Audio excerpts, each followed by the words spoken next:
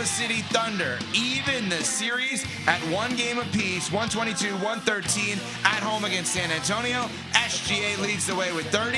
Storylines, definitely some injuries. No De'Aaron Fox last night. Dylan Harper goes down with a hamstring injury. J-Dub for the Thunder goes down with a hamstring injury, and that becomes a huge storyline. Good morning, everybody. How are we doing today? Doing pretty good. I mean, listen, this is a heavyweight fight. They said it a million times on the broadcast, but it rings true. And you just want to see who's going to survive the war of attrition, because that's what it's turning into. I thought the headline for Game 2 was the injuries. J-Dub going out in the first quarter, Dylan Harper getting hurt in the third quarter. Those loomed large in the outcome of last night's game. No doubt. Also, Oklahoma City's bench stepping up last night, I thought was a headline as well. 57-25 advantage in bench points for them, obviously making up for the injuries. But not surprised that OKC had the poise, the composure to even the series. There's no panic in that room, as they said last night. But gosh, I hope this goes 7, because this is so fun to watch. Also should note, not sure if there was a direct tie-in that I missed, the CM Punk music coming in. I like it. Pat Costello, well done. I guess maybe Oklahoma City punked San Antonio, but I don't think so. No, it wasn't punking them. No, yeah. But I was just trying to find the tie-in with the CM Punk. But it wasn't punking them, but certainly they let Isaiah Hartenstein take some liberties, because that was a wrestling match between him and Wemby last night. And after playing, 11 minutes in the first game? Like, they allowed Hartenstein to take on the challenge, which is find a way to fluster Wemby, and you have to say mission accomplished, right? He was absolutely phenomenal in terms of being able to push him, pull him, lock up with him, grab him, whatever he could do. And the proof was in the production or the change that we saw from Game 1 to Game 2. In Game 1, Wemby did whatever he wanted in the paint.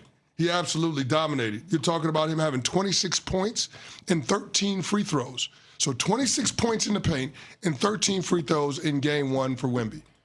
Last night, 10 points in the paint and 2 free throws. That is all Isaiah Hartenstein.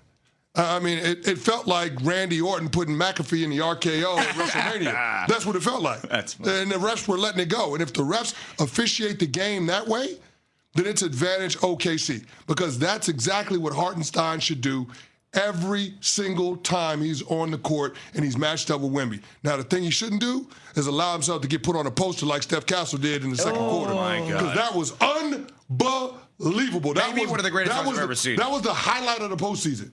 Steph Castle dunking on Isaiah Hartenstein. Incredible. Wemby's response was, I think, all of our responses when he was running back, and he was just like, whoo! I mean, unbelievable. We're watching it on the TV side on ESPN, too. If you did not see it and you heard Canty call it on ESPN radio, basically, Steph Castle goes up, cocks the ball back, and then throws it down as hard as you possibly can. Violent. Over Isaiah Hartenstein, and no turnover there, because Steph Castle, unfortunately for him, is prone to that the last 2 games, 20 total turnovers. The intensity of that dunk was unbelievable. I want to go back to something you said, CC, because we've been talking for days, really for as long as he's been in the league. How do you stop Wemby? Well, I'm going to sound old. Back in my day, right? When you're watching the Chicago Bulls growing up like we did, it's, in our childhood, the Bulls were the biggest team in all of sports. And I'll never forget my dad always saying to me, one of the things he liked the most, I don't know if he would still say this, he probably wouldn't even remember he said this, but one of the things that he likes the most about the Bulls roster composition was use 24 fouls at the center position. I said, what are you talking about? He goes, well, none of these guys are going to be valuable offensively like Michael or Scotty or any of the shooters. He goes, what they need to do is use all 6 fouls, each of them, from Wennington to Cartwright to Longley. James Edwards was great, but John Sally was there for a minute. Go beat people up.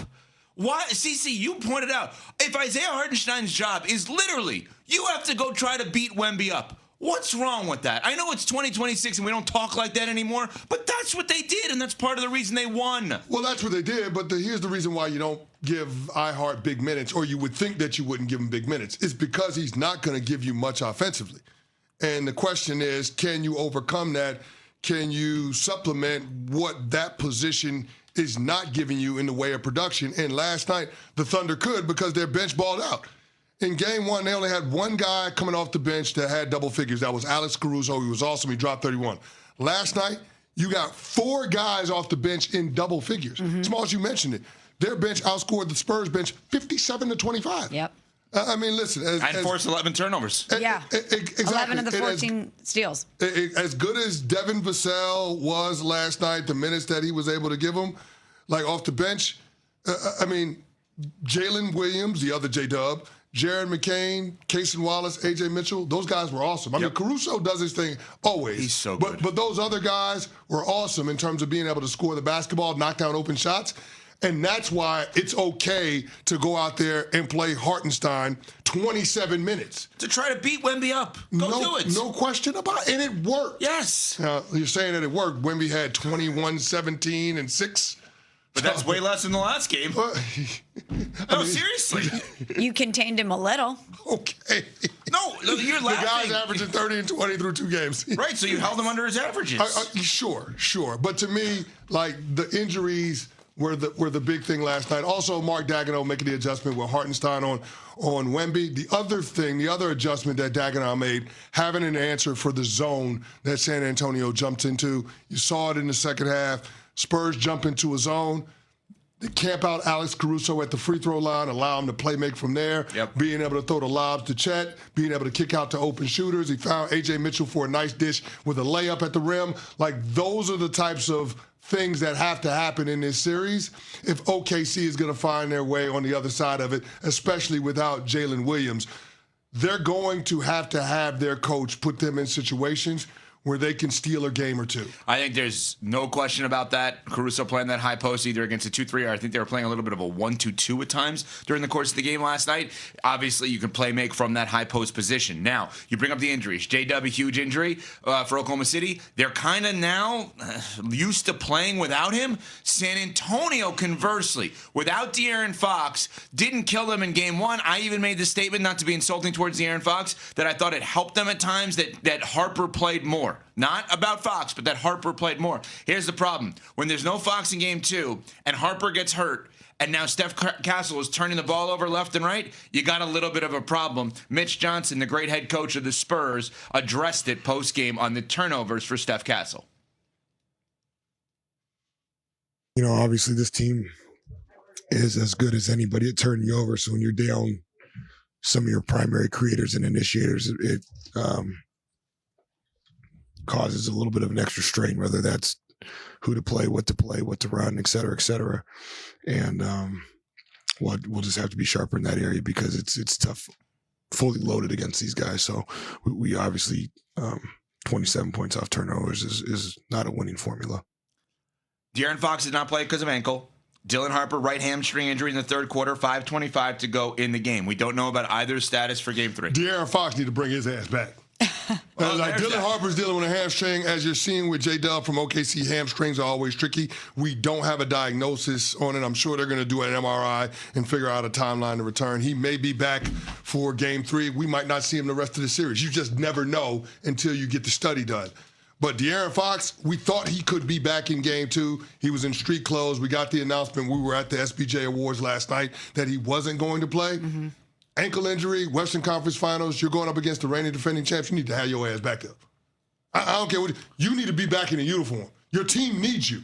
Now, I'm not saying that Steph Castle can't do the job, but when you have Dylan Harper, it is somewhat of a relief valve. Nobody has a better finish package at the rim on San Antonio's team. I mean, outside of Wemby, nobody has a better finish package at the rim for the Spurs than Dylan Harper. They need his ability to be able to create, to be able to get buckets on his own, to be able to create opportunities for others. They need that. They need to have another option outside of Steph Castle. Steph Castle has done a good job at being able to distribute the basketball, but he's also been turning the ball over like it's going out of style. 9 turnovers last night, 11 turnovers in game 1. That's just uncalled for. His 9 turnovers last night led to 11 points for the Oklahoma City Thunder. His 20 turnovers this series have led to 21 points for the Oklahoma City Thunder. That can't happen. We know that these are going to be clutch time games within 5 points in the final 5 minutes. You can't have your lead ball handler, your decision maker, your initiator on the offensive side of the ball, giving the ball to the other team, especially when that other team is OKC. So something about that has to change. Steph Castle, I'm sure he's going to clean a lot of those things up. Being back in San Antonio will help, but also having an experienced veteran in De'Aaron Fox on the court, so there's not that pressure on Steph Castle to have to do everything in the fourth quarter like he did last night. That's going to matter. 1980 NBA Finals. Remember what happened? Kareem gets hurt. No. Yes, you do. I don't. Magic Johnson has to play center. Okay, I do remember what happened. I know you do. Wemby should play point guard for them.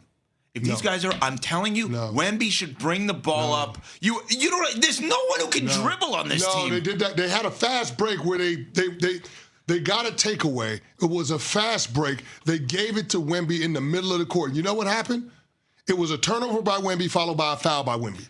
That's not. You don't want a 7'5" guy handling the ball consistently in the middle of the floor. I'd rather him by the rim, obviously, but if you he's 7'5", but they can't get him when he catches the ball, I want him to have the ball up here. Don't put the ball down here where other guys can get it. I agree, but they're in dire straits. If they have if Fox and Harper don't play. Listen, Jordan McLaughlin is going to be your guy. Steph Castle is a lottery pick. I understand. He's awesome, but not as a point guard. Well, you say not as a point guard. He had 5 assists in the fourth quarter last night. He's turning the ball over 20. I like that shot of Patches now. I understand that, but he is capable of being able to distribute the basketball. He's shown that. The only problem is he's distributed it to both teams. And something about that has to change. Like, stop. Listen, the turnovers are mind-boggling. Like, every now and again to have the bad pass, I get that. That's going to happen. That's par for the course. But a backcourt violation? A traveling violation? Was it James Harden? Dog, what are we doing? What are we doing? That's why fundamental to playing in the NBA is knowing not to take the ball into the backcourt and knowing that you can't travel. Here's what stinks. This series has been great. This series is going to be great. The fact that the number one storyline by a mile are injuries stinks, right? J-Dub, Harper, Fox. We don't want to talk injuries. No one wants to talk injuries. We want to talk great basketball as we did in Game 1. But now, biggest focal point going into Game 3 is going to be obviously the injury storyline. It's incredible. Like I know that a lot of people coming into this series said that this is the NBA Finals. This matchup between the Spurs and the Thunder. And I'm just thinking back to last NBA Finals. Consequential Game 7. Winner go home for both teams. Yep. What loomed large? It was an injury to Tyrese Halliburton. And now we're talking about an injury to the point guard of the San Antonio Spurs. It sucks for us as fans because we don't get to see these teams at full strength. Unfair. But I will say this. Staying healthy is as much of a skill as being able to shoot a jump shot, being able to dribble,